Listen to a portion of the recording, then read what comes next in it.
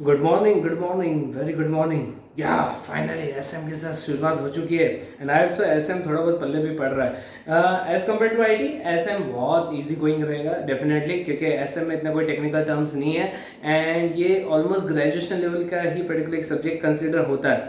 IT थोड़ा सा technical हो जाता है, कुछ लोगों को आईटी ज़्यादा बेनिफिशियल लगता है, ज़्यादा यूज़र फ्रेंडली लगता है एज़ कम्पेयर टू एसएम, कुछ लोगों का एसएम बहुत ज़्यादा फैमिली लगेगा एज़ कम्पेयर टू आईटी। लेकिन अपने अपने फंडाज है, अपने पास ही रखो एंड कुछ लोगों को सर दोनों को तो मैं यूँ ऐसे मैनेज कर लूँ, ठीक है जो भी है। फिलहाल अगर आप दोनों को इजीली मैनेज कर रहे हो तो आप लोग मुझ पे गए हो। अगर सिर्फ आप आईटी को ही टैकल कर पा रहे हो तो भी मुझ पे गए हो, अगर सिर्फ एसएम को ही टैकल कर पा रहे हो तो भी मुझ पे गए हो। इन एनी केस यार तुम हो तो मेरे स्टूडेंट्स डेफिनेटली। ओके, फिलहाल मैं आ रहा हूँ अभी फिलहाल ईएस के ऊपर। ईएस में चैप्टर नंबर 2 बस एक लास्ट कॉन्सेप्ट है, उतना से पार्ट में कंप्लीट कर देता हूँ। क्या ना हमारे माइंड में ऐसा भरा है या सीनियर्स ने बताया है या ऐसा माइंडसेट बना है कि सर कुछ भी बोल्ड लेटर में आना ये बड़ा इंपॉर्टेंट है, ये हमारे अटेम्प्ट में तो आएगा ही आएगा, 101% आएगा।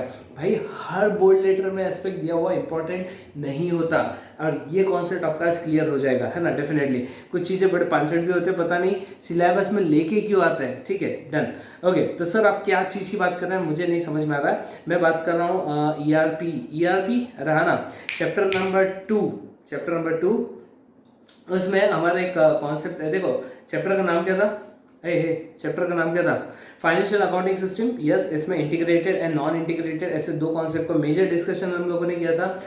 नॉन इंटीग्रेटेड क्या होता है एंड इंटीग्रेटेड में क्यों जाना चाहिए, सारा डिस्कशन हुआ था। उसमें कॉन्सेप्ट आया था बीच में, कॉन्सेप्ट नंबर 2.3, वो था risk and control in an ERP. Risk and control in an ERP environment. Done. तो फंडा ये है कि जब भी कोई नया कॉन्सेप्ट आप लेके आओगे, कोई नई टेक्नोलॉजी लेके आओगे, तो नई टेक्नोलॉजी के साथ कुछ बेनिफिट्स आएंगे एंड साथ में ये अपने साथ कुछ रिस्क भी इंट्रोड्यूस करेगा। ये सिंपल है। कोई भी नई चीज़ लेके आओगे तो डज इट मीन कि वहाँ पे रिस्क खत्म हो जाएगा? ना ना ना ना। ये जो भी नई टेक्नोलॉजी लेके आओगे ये अपने साथ कुछ बेनिफिट्स लेके आएगा। जब बेनिफिट्स लेके आएगा तो साथ में कुछ रिस्क भी ये साथ में लेके आएगा। तो डज इट मीन कि वहाँ पे रिस्क है तो हमने वो चीज़ें इंट्रोड्यूस नहीं करना? डेफिनेटली नहीं, ऐसा कुछ नहीं है।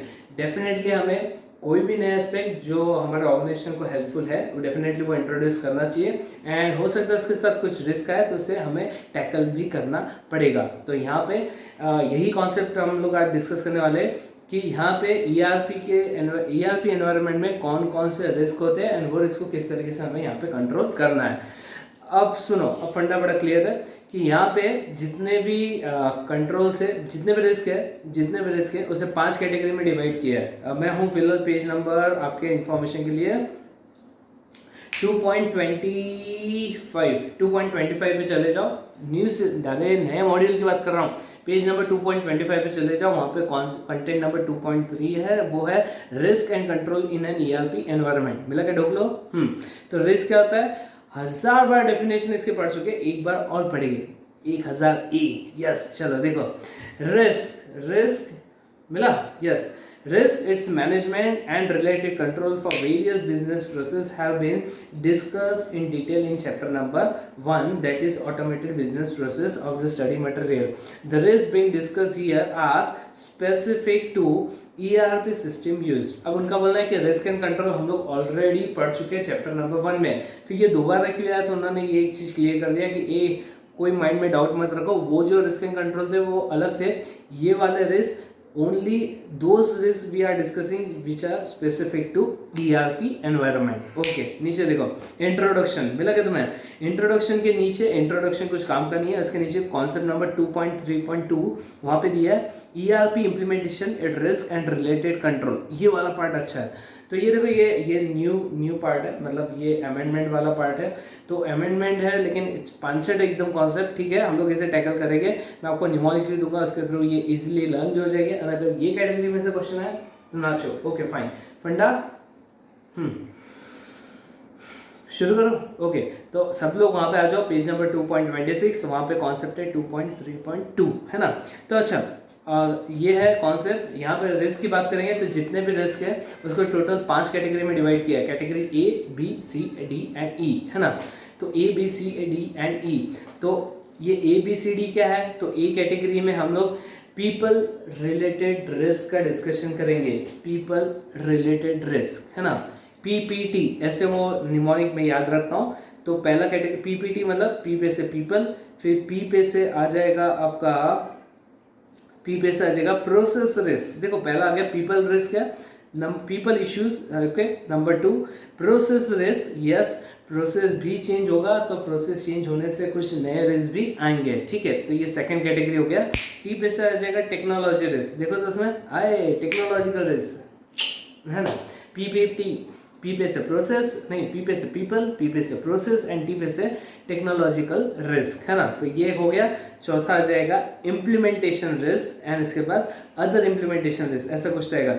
Concept number 4 other implementation issues, और इसके नीचे आ जाएगा कॉन्सेप्ट नंबर 5, ये पांचवा कैटेगरी है पोस्ट इम्प्लीमेंटेशन इश्यू है। अदर इम्प्लीमेंटेशन इश्यूज मतलब during the time of eight the time of implementation क्या क्या इश्यूज आ सकते हैं, एंड इम्प्लीमेंटेशन होने के बाद, इसलिए वो लास्ट में वर्ड यूज किया पोस्ट इम्प्लीमेंटेशन इश्यू। तो कुछ लोगों को तो ढोक लोगों को समझ में नहीं आएगा कि sir concept number 4 and 5 sound similar ना भाई, दोनों अलग अलग कॉन्सेप्ट है। वो ड्यूरिंग इम्प्लीमेंटेशन है और ये पोस्ट इम्प्लीमेंटेशन है, मतलब इम्प्लीमेंटेशन होने के बाद क्या इश्यूज आएंगे उसके बारे में, ठीक है। तो पांचवा कैटेगरी आपके एंड पे होमवर्क, नहीं सर नहीं, देखो तो सही है ना। तो पांचवा ये आपके एंड पे होमवर्क दे रहा हूँ, देखते हैं ये पर्टिकुलर सेशन में मेरा मूड कितना बनता है, उतने कॉन्सेप्ट में पढ़ा देता हूँ, बाकी पार्ट आप खुद घर बैठ के आराम से टैकल करना। मैं निमोनिक्स दे रहा हूँ, टेंशन मत लो, है ना।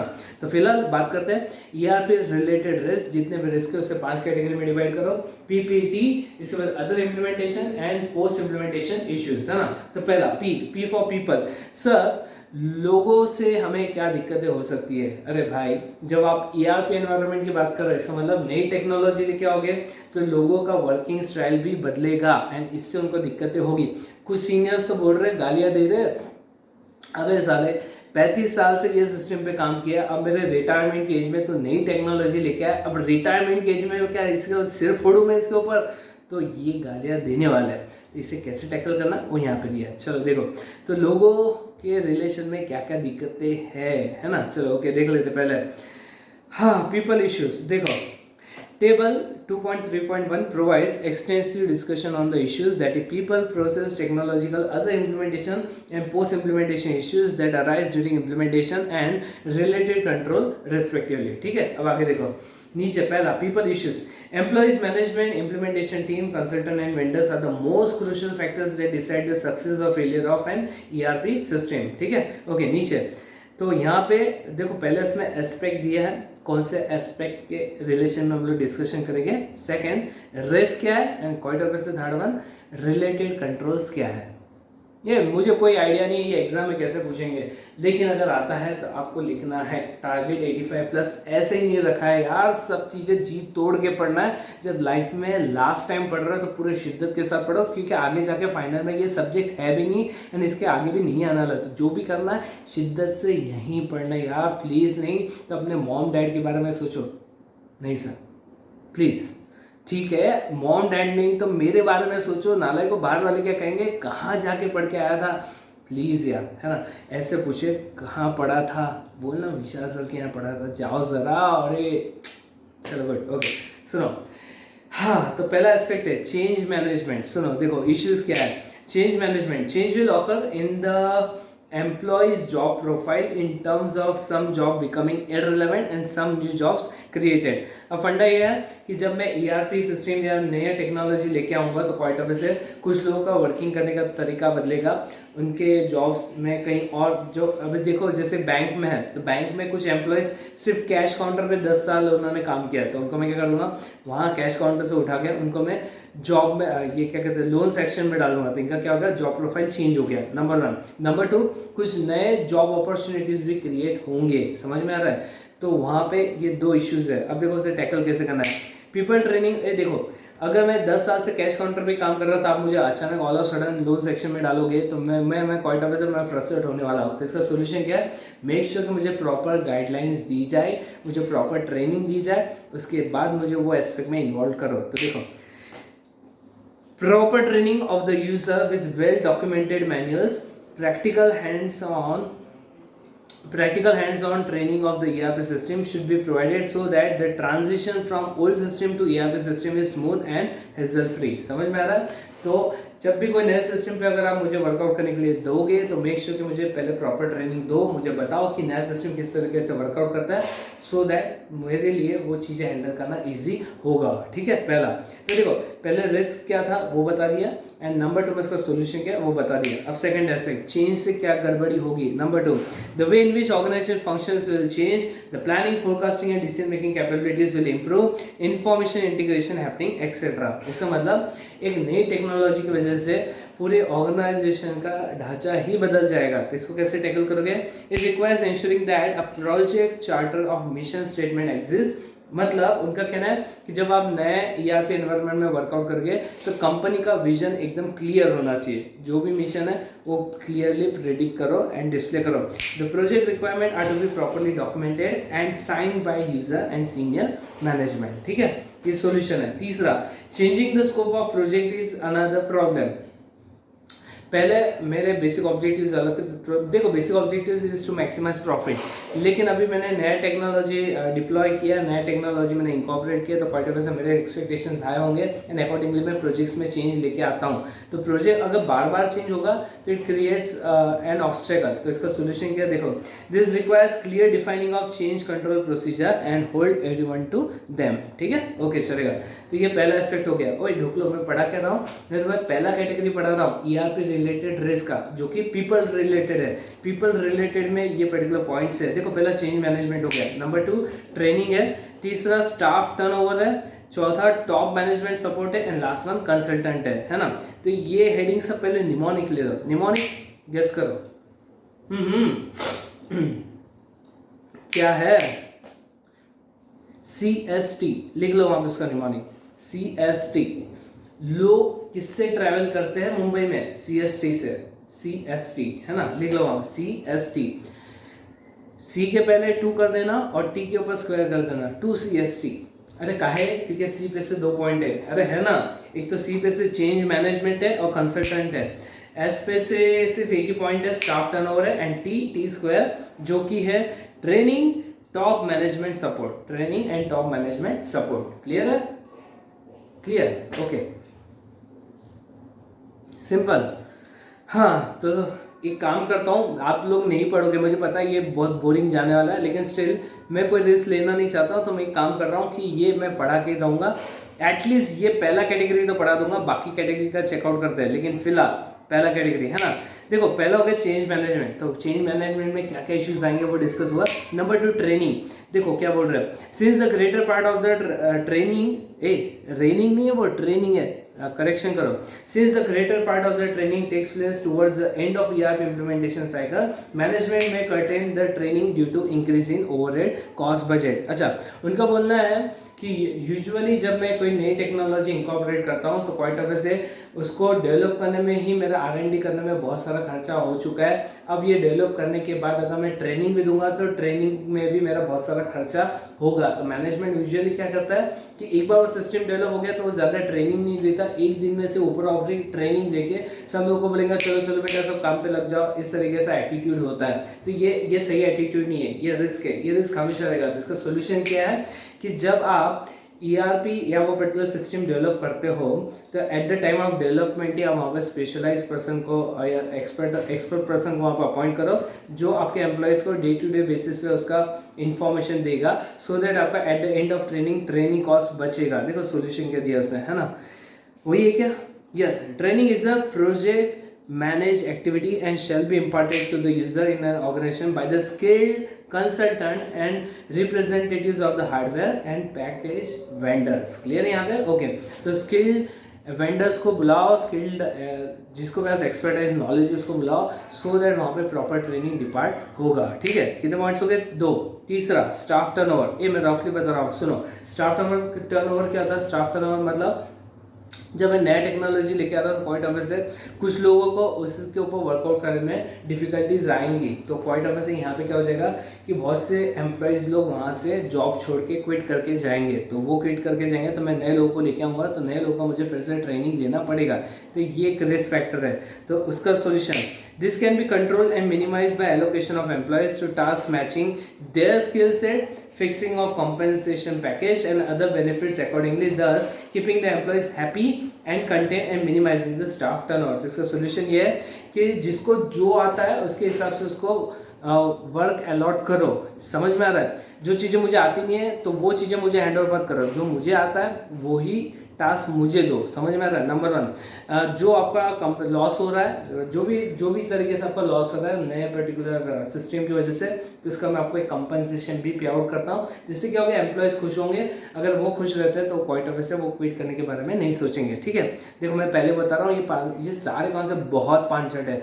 सिर्फ आपको करना है क्या है यहाँ पे कि इसे सिर्फ एक बार पढ़ के रख दो, इसे सिर्फ पढ़ के रखो। ये देखो बहुत पांचट है, मैं पहले कह रहा हूँ ये है सिर्फ बोल्ड लेटर में दिया इसलिए इंपॉर्टेंट लग रहा है हमें। तो हमें अभी क्या करना है यहाँ पे थोड़ा सा स्मार्टली टैकल करो, इसके हेडिंग्स जो है ना वो लर्न करके रख लो। तो जैसे मैंने इसका निमोनिक दिया था अभी CST, पीपल, लोग कैसे ट्रेवल करते हैं CST से, तो CST to CST, to C compensation, एक तो नहीं ये एक कंसल्टेंट था, एक चेंज मैनेजमेंट था, S पे से था आपका स्टाफ टर्नओवर एंड T पे से 2 पॉइंट्स। ठीक है, okay next one, top management support और नीचे कंसल्टेंट। ये आप पढ़ लेना, मैं सिर्फ निमोनिक्स डिस्कस करके अभी जा रहा हूँ आगे, है ना, क्योंकि मेरा भी स्टेमिना खत्म होते जा रहा है। मेरे पास इतना पेशेंस नहीं है कि ये सब चीज़ें आपको 1-to-1 बेसिस पे डिलीवर्ड करो, क्योंकि ये लेक्चर बहुत बोरिंग हो जाएगा। ठीक है, तो बेटर है मैं सिर्फ आपके साथ एक निमोनिक डिस्कस कर लेता हूँ ना, आगे मूव ऑन करते हैं। सेकंड है प्रोसेस रेस, ये आपके एंड पे होमवर्क में लेना, सिर्फ 2 ही पॉइंट से, कुछ खास नहीं है, पढ़ के खत्म कर देना, अगर मन करे तो कट भी कर देना। तो लास्ट कैटेगरी चिल्लर था, उसमें 1 ही पॉइंट है, एंड सेकंड कैटेगरी ये भी चिल्लर, इसमें 2 ही पॉइंट है। तो 5 में से 2 कैटेगरी चले गए, तो बचे कितने, 3 रिलेवेंट है। ओके, तीसरा कैटेगरी टेक्नोलॉजिकल रिस्क, मिला क्या तुम्हें? टेक्नोलॉजिकल रिस्क में एक तो सॉफ्टवेयर फंक्शनैलिटी, ये पहला एस्पेक्ट है। Number 2 technological excellence. Technological excellence मतलब क्या होता है, सुन लो। टेक्नोलॉजिकल एक्सेलेंस मतलब कोई भी चीज़ को अगर आप अपग्रेड नहीं करोगे तो क्वाइट ऑब्वियसली एक दिन आएगा जब वो एज अ स्क्रैप आपको भंगार में बेचना पड़ेगा। तो that is the technological excellence, है ना। फिर से रिपीट कर रहा हूँ, टेक्नोलॉजिकल एक्सेलेंस मतलब कोई भी लेटेस्ट टेक्नोलॉजी को अगर आप ओवर अ पीरियड उसे अपग्रेड नहीं करोगे, अपडेट नहीं करोगे, तो क्वाइट ऑब्वियसली एक दिन वो आएगा जब वो कोई काम का नहीं रहेगा सिवाय भंगार के, तो उसे भंगार में जाके बेच दो। तो इनका सोल्यूशन क्या है कि यूजुअली जब भी कोई नया टेक्नोलॉजी लेके आओगे तो उसमें ये रिस्क रहेगा कि ये कभी ना कभी आउटडेट हो जाएगा। तो इसका सोल्यूशन ये रहेगा कि इसको रेगुलर बेसिस पे अपडेट करो, that is the technological excellence, है ना। इसके बाद एनहेंसमेंट एंड अपग्रेड्स। जब भी कोई टेक्नोलॉजी लोगे तो उसमें जो लगता है उसकी कैपेसिटी एनहेंस करने के लिए वो सब चीज़ें करो। जैसे हमारे लैपटॉप में अगर मान के चलो स्टोरेज कैपेसिटी कम पड़ जाती है तो हम लोग क्या करते हैं, उसकी स्टोरेज कैपेसिटी बढ़ाते हैं। समझ में आ रहा है? तो इससे फंक्शनिंग और इम्प्रूव होगा। तो सेम वे से जब भी कोई टेक्नोलॉजी लेते हो तो मेक श्योर कि उसमें enhancement and upgradation regular interval पे होने चाहिए। Last one, application portfolio management. ठीक है, तो ओवरऑल कितने पॉइंट्स होते हैं? 4। इसका निमोनिक हाँ SALT सॉल्ट होता है क्या?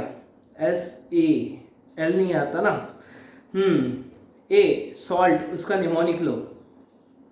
पल्लवी बोल रही है सॉल्ट कैसे पॉसिबल है? नहीं सर, नहीं जम रहा है, जमता है बॉस, जमता है। देखो S पे से सॉफ्टवेयर फंक्शनैलिटी, मानते हो या नहीं मानते हो? Yes, very good.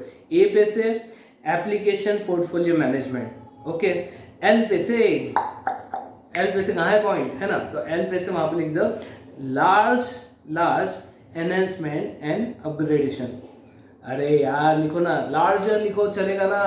नहीं सर मार्क्स कट जाएंगे, ऐसे कैसे? अरे नहीं कटेंगे भाई, लिखो वहाँ पे लार्जर एनहेंसमेंट एंड अपग्रेड्स, है ना, लार्जर एनहेंसमेंट्स एंड अपग्रेड या फिर लार्ज एनहेंसमेंट एंड अपग्रेड्स, है ना। तो SAL एंड T पे से दिया ही उसने technological excellence. So simple boy, thank you, clap. Okay good. तो ये हो गया तीसरा कैटेगरी टेक्नोलॉजी रिलेटेड रिस्क था। एंड लास्ट सेकंड है अदर इम्प्लीमेंटेशन इश्यूज, है ना। अदर इम्प्लीमेंटेशन इश्यूज में कितने पॉइंट्स ढूंढ लो? 1 2 3 4 5 6। देखो पहला लेंथ इम्प्लीमेंटेशन टाइम। देखो जब भी इम्प्लीमेंटेशन की बात करूँगा तो सबसे बड़ा टेक्निकल इशू ये होगा कि इसको इम्प्लीमेंटेशन में बहुत टाइम जाएगा। अगर इम्प्लीमेंटेशन में टाइम ज़्यादा जाएगा तो हमारे रूटीन वर्क को डिस्टर्ब करेगा। तो बेटर ऑप्शन क्या है कि प्रॉपर तरीके से इम्प्लीमेंटेशन को शेड्यूल करो जब पॉसिबल है। अगर तुम्हें लग रहा है कि सैटरडे संडे मंडे ऐसे 3 back to back government holidays वगैरह आ रहे हैं तो एट दैट टाइम आप इसे इम्प्लीमेंट करने का सोच सकते हो। तो ये हो गया लेंथी इम्प्लीमेंटेशन इशू नंबर 1। या फिर सेकंड ऑप्शन ये है कि पार्ट पार्ट में वो सिस्टम जैसे जैसे डेवलप होते जाए उसे वैसे वैसे इम्प्लीमेंट करते जाओ, तो ज़्यादा ये लेंथी नहीं होगा। ओके, दूसरा इनसफिशिएंट फंडिंग, ये एक इशू हो सकता है, तो पहले से प्लानिंग करके रखो कितना फंड लगने वाला है। तीसरा डेटा सेफ्टी, यस 101% ये भी सोचना है क्योंकि नए सिस्टम में अगर आप डेटा लोड करोगे तो वो करप्ट होने के चांसेस है। तो बेटर ऑप्शन क्या है कि उसका पहले से बैकअप लेके रखो, है ना। इसके बाद सिस्टम फेलियर, तो इसका स्टैंड बाय एक इक्विपमेंट लेके रखना है। And last one data access, so authorize person को डेटा एक्सेस अवेलेबल होना चाहिए। कितने पॉइंट्स होते हैं? 1 2 3 4 5 3 और 3 6। इसका निमोनिक निमोनिक